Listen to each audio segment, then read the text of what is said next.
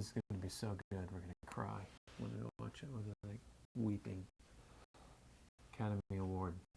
I feel it. That might just be gas. Love with Julie and MJ. What do the following have in common? Cliques, BFFs, Gangstas. Sports teams. social clubs, and couples in relationship.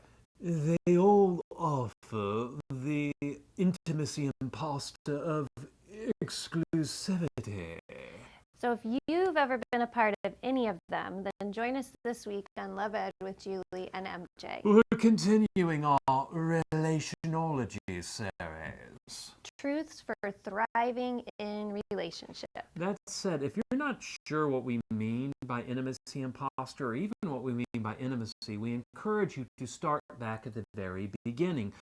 Watch the first episode in the series by clicking the link on your screen. Of course, there's nothing wrong with having a BFF or a boyfriend. Or girlfriend, or joining a team or a club. In fact, all of those offer great opportunities for growing in intimacy. But for many of us, when we get in these type of social arrangements, intimacy is not always the goal. Yeah, in fact, oftentimes the opposite of intimacy becomes the goal. I remember joining a sorority in college and being part of a really exclusive group. An exclusive group. Anyways, exclusive group was very exciting and very intoxicating. And would you not say, though, that, I mean, one of the main purposes of that group was for you girls to grow closer together? Yes, that's definitely part of the appeal. You'll make the best friends, and many people did. But then there was also that aspect of, I'm something that you're not. Because you have Greek letters on your chest. Well, not right now, obviously. I'm overalls. A farmer, and you're not. No.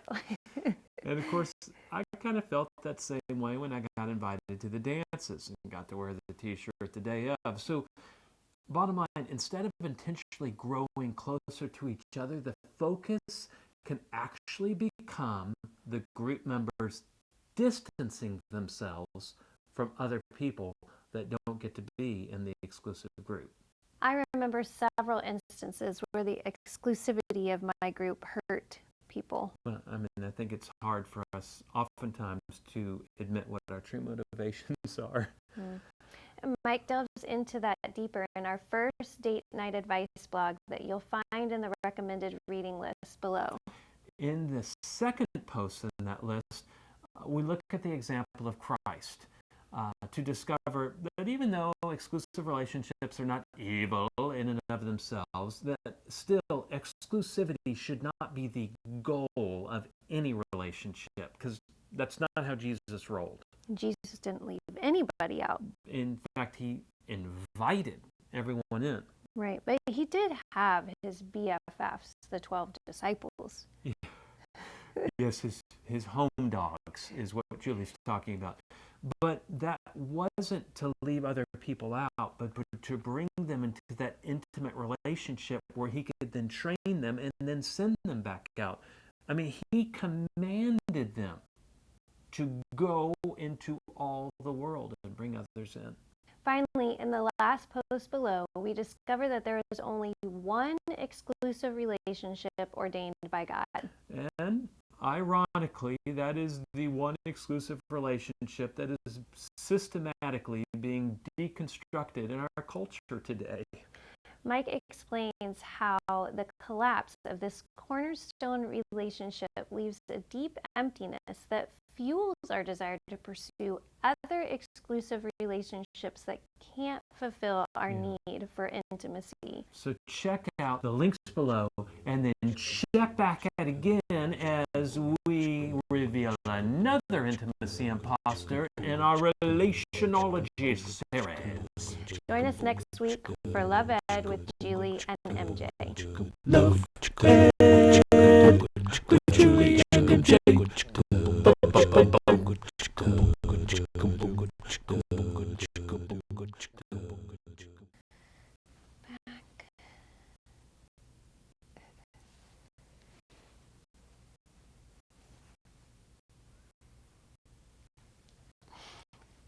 That was important. The placement of the pillow is very important. The pee-pee is important. Make The her pillow break. placement. It makes her breaks Yeah. the video. It's not our terrible performance. No. It's the pillows. Pillow placement. Well, I don't know what they're talking about, but the pillows are awesome.